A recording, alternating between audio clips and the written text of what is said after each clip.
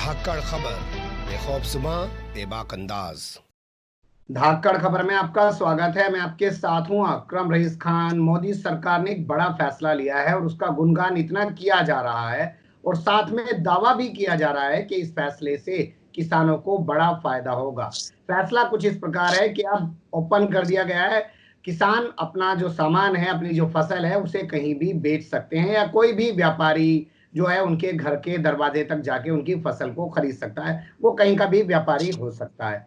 तो क्या इस फैसले से किसानों को फायदा होगा, नुकसान होगा, या सरकार जो बता रही है वो सही है, या इसमें कुछ और सुधार की जरूरत है? एक सवाल ये बनता है। दूसरा सवाल ये बनता है कि देश के मंत्री हैं नितिन गडकरी, उन्होंने एक दावा किया है, कह रहे जो इंटरनेशनल मार्केट में भाव है गेहूं का, वही भाव हमारे यहाँ भारत में है और उससे ज्यादा हम भाव नहीं रख सकते। यानी कि इंटरनेशनल मार्केट में जो स्थिति रहेगी उसी हिसाब से भारत में गेहूं के दामों की स्थिति भी रहेगी। इन दोनों पहलुओं पर बात करने के लिए हमारे साथ जुड़ रहे हैं मनवीर तेवतिया, जो किसान नेता हैं और अपनी एक बड़ी पहचान रखते हैं। गुणा भाग के जरिए बहुत सारी चीजों को समझाने का हुनर भी रखते हैं। वरना बहुत सारे हम किसान देखेंगे वो सिर्फ अपना पगड़ बांध लिया, ट्रैक्टर पे बैठ गए, डंडा लेके खड़े हो गए और देसी भाषा से मैं बात कर ली, इसके अलावा कुछ आता जाता उनको है नहीं। तो पहला सवाल मेरा आपसे ये है कि सरकार का जो ये फैसला है, ओपन मार्केट कर दिया गया है, इससे आपको यानी कि किसानों को क्या नुकसान और क्या फायदा है? मार्केट जो किया है सरकार ने, ये हमारे लिए नहीं किया है। ये ओपन मार्केट किया है उन पूंजीपतियों के लिए, उन सेठों के लिए जो कितना भी स्टोर कर सकें, उनको कोई पाबंदी ना हो। पहले भी लोग आते थे गांव में खरीदने, कोई पाबंदी नहीं थी और जाके मंडी शुल्क दे देते थे। क्या करते थे वो जाने, बल्कि किसान को तो अब ये कह दिया कि अपना रेट अपने आप तय करो, यानी कि अब अपने आप जानो। जो एक प्रेशर होता था किसान का कि आप न्यूनतम समर्थन मूल्य पे फसल बिकवाइए, ये आपकी गारंटी है, क्योंकि आप एमएसपी दे रहे हैं, एमआरपी नहीं दे रहे हैं। अब इन्होंने उससे पल्ला झाड़ा है। कुछ हमारे ही किसान नेता मांग करते थे कि किसान अपना रेट अपने आप तय नहीं करता है। ये मूर्खतापूर्ण मांग ने ही किसान को इस आफत में धकेला है। हमें मांग ये कभी नहीं करनी चाहिए थी कि हम अपना रेट तय नहीं करते। अब होगा क्या, आप देखिए राजस्थान में सरसों कटी है, सरसों अब सब भंडार में चली गई है, सब वहां सेठों ने सरसों भर ली है। कुछ दिन बाद देखिए सरसों का तेल 200-250 रुपए लीटर हो जाएगा। अब जो पूंजीपति है, जो पैसे वाला है, वो फसल आने के समय स्टोर कर लेगा। अब किसान की फसल उसके हाथ में नहीं होती है कि वो आज 1 किलो आएगी, फिर कल भी 1 किलो। वो अपने मतलब उत्पादन उसके हाथ में नहीं, कंट्रोल में नहीं है। वो तो एक साथ आता है पूरे देश में, पूरे प्रदेश में। अब प्याज आ रही है नासिक में, प्याज 2 रुपए किलो, यहाँ 25 रुपए किलो है। ताकि इन पे कोई प्रतिबंध ना हो, इन पे कोई उंगली ना उठाए कि आप रेट बंदा क्यों कर रखा है। सिर्फ इन्होंने अपना पल्ला झाड़ने के लिए, आत्मनिर्भर बनाने के लिए किसान को इतना ऐसा लॉलीपॉप दिया नेताओं को भी, और खासकर जो बात करते हैं कि भाई किसान अपना रेट तय नहीं करते। जो मूल बात है वो नहीं कही किसी ने। ये सब बीजेपी का धोखा है। बीजेपी पूंजीपतियों की पार्टी है और बीजेपी ये चाहती है किसान नेस्ता नामूद हो जाए, खेती छोड़ के भाग जाए, ताकि ये खेती पूंजीपतियों को दे दी जाए और किसान उसमें मजदूरी करे। जो चीजें आपने अभी उठाई हैं, वो क्या किसान समझ नहीं पा रहे हैं कि सरकार उनके साथ गलत कर रही है या उनके साथ गलत हो रहा है? दिक्कत क्या है? अगर सबसे मूर्ख कोई है और खासकर अपने मामलों में, तो वो किसान है। दुनिया की सारी बात करेगा, अगर इकट्ठा होगा तो आज भी देखिए जब लोग इकट्ठे होते हैं तो महाभारत के किस्से चलते हैं, रागनी चलती है। कभी अपने किस्से नहीं चलते, अपने ऊपर बात नहीं चलती। अपने गेहूं का रेट कैसे तय हो, अपनी फसलों का रेट कैसे तय हो, कैसे कौन सी कम दवा लगाई जाए, क्या, ये उनकी चर्चा नहीं होगी। चर्चा प्रधानी की होगी, चर्चा द्रौपदी का चिरहरण की होगी, चर्चा हरिश्चंद्र की होगी, अपनी चर्चा नहीं होगी। और जो जो क्रीम है हमारे किसान के बेटे, कोई डीएम बन गया, कोई सिपाही बन गया, कोई इंजीनियर बन गया, डॉक्टर बन गया, वो तो चले गए सरकार में। अब तो एक कूड़ा है, खाद है हम तो बिल्कुल। और खाद खेत में पड़ जाए तो फसल अच्छी करता है, लेकिन खाद अगर घर में डाल लिया जाए तो बदबू करता है। हम बदबू ही कर रहे हैं, इसलिए हम नहीं समझ रहे हैं। हमारे हमारे किसानों समझ में कुछ बात नहीं आती है। उन्हें तो हिंदू मुस्लिम करा लीजिए, जात पात करा लीजिए, द्रौपदी चिरहरण करा लीजिए, ये किससे सुन लीजिए, वो किससे सुन लीजिए, काम की बात एक नहीं करेंगे, सारी वो बात करेंगे जिनसे हम लोग कोई लेना देना नहीं। इसलिए क्या किसान नहीं समझ रहा है। क्या आप उदाहरण देकर समझा सकते हैं कि जो एमएसपी है गेहूं का, जब व्यापारी दरवाजे पे खरीदने जाएगा, क्या वो एमएसपी से कम खरीदेगा कि ज्यादा खरीदेगा? खरीदेगा। गेहूं की कोई फसल एक साथ आएगी, और जब व्यापारी जाएगा, किसान की आवश्यकता इतनी है कि उसका उसका कितना ही वो कर ले पोत पूरा नहीं पड़ता, उसे घाटा है। हर हर फसल में उसका घाटा है। और घाटा किस लिए है मैं वो बता दूं आपको, कि हम जो किसान हैं, हमारे जो एमएसपी निकाली जाती है वो उत्पादन लागत प्लस मजदूरी डिवाइड बाई उत्पादन से, ये फॉर्मूला है। लागत में तो कोई समस्या नहीं। हमारी जो मजदूरी है वो 90 दिन की लगाई जाती है रबी की फसल में, और 90 दिन की खरीफ की फसल में 1 एकड़ पर 1 आदमी, तो वो है हमारे 100 रुपए, यानी कि 9,000 रुपए मजदूरी लगाकर गेहूं की एमएसपी निकाली जाती है, जबकि गेहूं 6 महीने में आता है।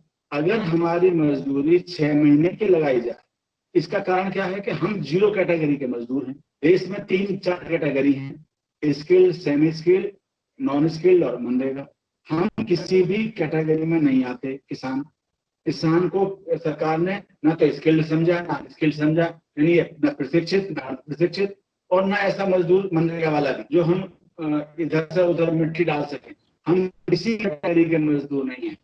ये मांग कोई नहीं उठाता है। किसी किसान नेता को पता नहीं कि हम किस कैटेगरी के मजदूर हैं। हमारे किसान बस वो तो पता ना क्या कहते हैं, उनकी वो जाने।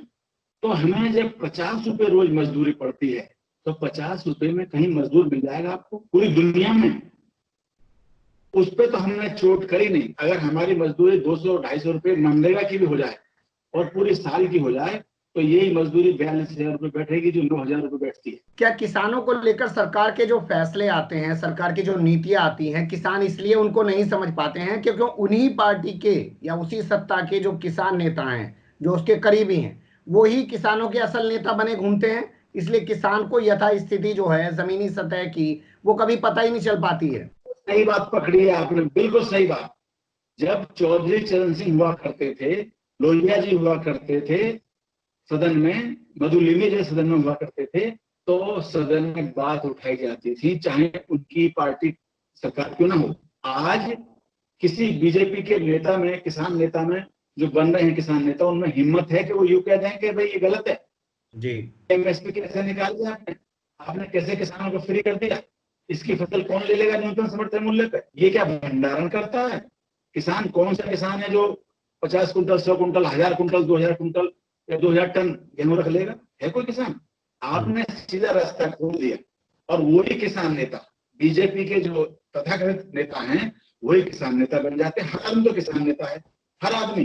किसी के हाथ में छाले नहीं पड़ रहे, किसी ने कोई पशु नहीं नहलाता, कोई खेत नहीं चला जोतता, कोई ट्रैक्टर नहीं चलाता, कोई किसी ने हल नहीं चलाया, बस कलफ के कुर्ते पहने और बढ़िया सा साफा बांधा और बन गया किसान नेता, चलाए। अब आप नितिन गडकरी के बयान पे बात करते हैं। उन्होंने कहा है कि इंटरनेशनल मार्केट में जो भाव है उससे ज्यादा गेहूं का भाव भारत में नहीं दिया जा सकता है। तो किसी का नहीं दिया जा सकता, क्योंकि वो तो पूंजीपति हैं। उनके तो गन्ना मिल हैं बहुत सारे महाराष्ट्र में, और वो गोले का गोला जो होता है, ये नारियल का पका हुआ रूप, उसका व्यापार करते हैं। वो कैसे दे देंगे, कैसे हिमायत कर देंगे? अगर अंतर्राष्ट्रीय बाजार से ही फसलों के रेट तय होते हों, तो अंतर्राष्ट्रीय बाजार में जो चीज सस्ती है वो भी हमें सस्ती मिलनी चाहिए। तेल अंतर्राष्ट्रीय बाजार में आज किस रेट है और हम किस रेट ले रहे हैं? $16 प्रति बैरल तक तेल के रेट आ गए थे, और हम 75 रुपए खरीद रहे हैं आज भी। शर्म नहीं आती इन लोगों?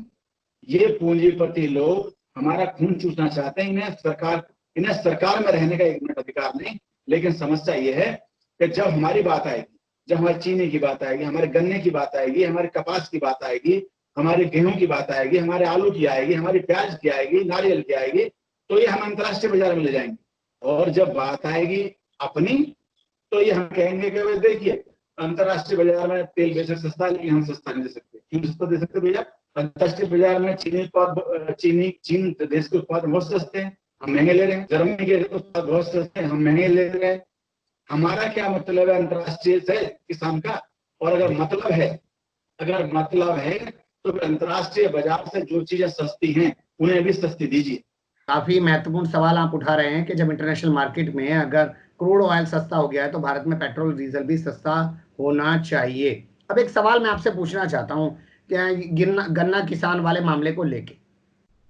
गन्ना किसान जो है डीजल नगद खरीदता है, तमाम चीजें नगद खरीदता है, लेकिन अपना गन्ना वो मिल को उधार भेज देता है। मिल उसका 2-2 साल पेमेंट नहीं करती है। योगी सरकार ने डंका पीटा था कि 14 दिन में पेमेंट दिला देंगे।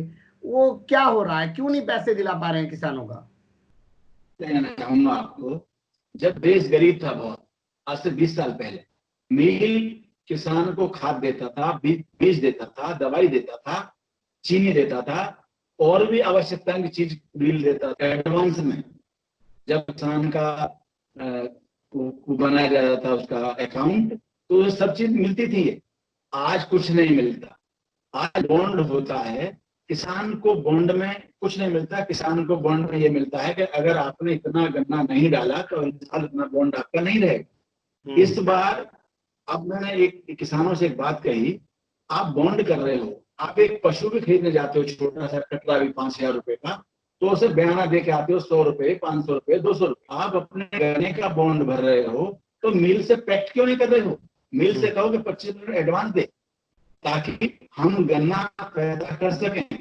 लेकिन किसान कहता है जी मिल काम दे देगा, मतलब हम कहते कूड़ा है। बिल्कुल ये बात समझ लो, हमारा उद्धार नहीं होने वाला राजी खुशी।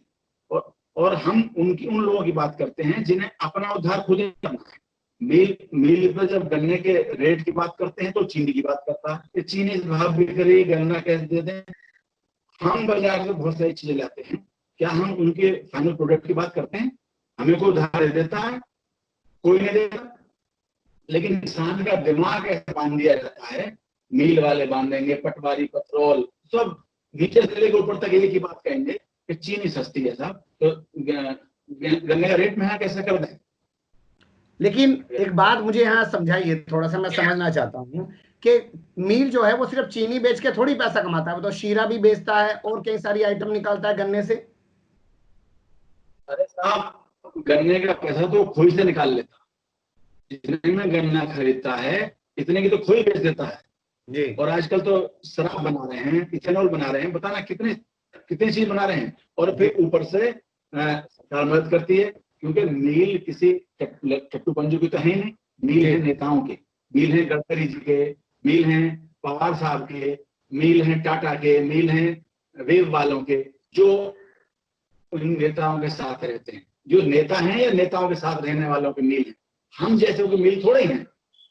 हम तो उनके लिए वो हैं, एक जैसे जो होती है ना, जो हम तो वो जो हैं, और हम वो हमारा खून चूसते रहते हैं, और बड़े प्यार से हम खून चुसवाते रहते हैं। और जब मोटे हो जाती है जो खून चूस के, फिर अपने आप छूट जाती है। जब देखती है कि आप किसान का कुछ नहीं बचा, चलो अब छोड़ दो, अब तो मरने। ये तो जोक है हमारी। और जब तक हम किसान एक बैनर पे, एक संगठन में नहीं आएंगे, जब तक हम नहीं समझेंगे कि असली कौन है किसान लीडर और नकली कौन है, जब तक हम हिंदू मुस्लिम करते रहेंगे, जब तक हम झूठे राष्ट्रवाद पे लड़ते रहेंगे।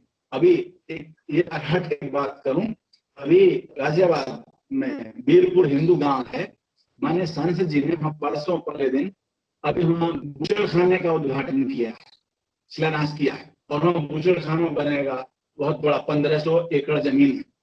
और वहां क्योंकि वो सब हिंदू हैं और सब ने बीजेपी के समर्थक हैं, तो विकास की नदी अब मीरपुर हिंदू में बहेगी। ऐसे हैं किसान जिन्हें ये पता नहीं कि तुम बुचड़ खाना बनवा रहे हो या कोई फैक्ट्री लगवा रहे हो। उसे डंपिंग ग्राउंड बोल रहे हैं अंग्रेजी में। अब अधिकारी बुचड़ खाना नहीं बोलता उसे कोई। अगर सिपाही भी से बात करोगे तो कहेगा डंपिंग ग्राउंड बन रहा है। चलिए, वो एक अलग मुद्दा है, इस पर अलग बात करेंगे। लेकिन एक चीज आखिर में मैं समझना चाहता हूँ, क्या किसान हर पार्टी का अलग अलग किसान हो गया? ये बीजेपी का किसान, ये कांग्रेस का किसान, ये कम्युनिस्ट पार्टी का किसान जिसे आप कह रहे हैं कि वो एक प्लेटफॉर्म पे आए, मुमकिन है कभी वो एक प्लेटफॉर्म पे आ पाएगा? यही हालत मजदूर की हो गई है। उनका तो दिमाग खराब, बिल्कुल। उन्हें तो ये समझ में आती है, क्योंकि उन्होंने तो कच्चे घर देखे नहीं, झोंपड़ी देखी नहीं। सोई चंद सिंह का जमाना था, जब किसान गरीब था, जब देश गरीब था तो किसान भाग। आज देश अमीर है, किसान गरीब है। और हमारे बच्चे सब पे एंड्रॉइड फोन चाहिए, सब शायद नेटवर्क की कुछ प्रॉब्लम है, सही से बात नहीं हो पा रही है। अगली बार और अच्छे से बात करने की कोशिश करेंगे। फिलहाल के लिए अभी यहीं रुकते हैं। कमेंट्स के रूप में आप लोग अपनी राय दे सकते हैं, खबर को लाइक कर सकते हैं, चैनल को सब्सक्राइब कर सकते हैं और ज्यादा से ज्यादा हमारी खबरों को शेयर कर सकते हैं। फिर ऐसे ही किसी सुलगते हुए मुद्दे लेकर हम आपके सामने होंगे हाजिर। फिलहाल अभी हमें दें इजाजत।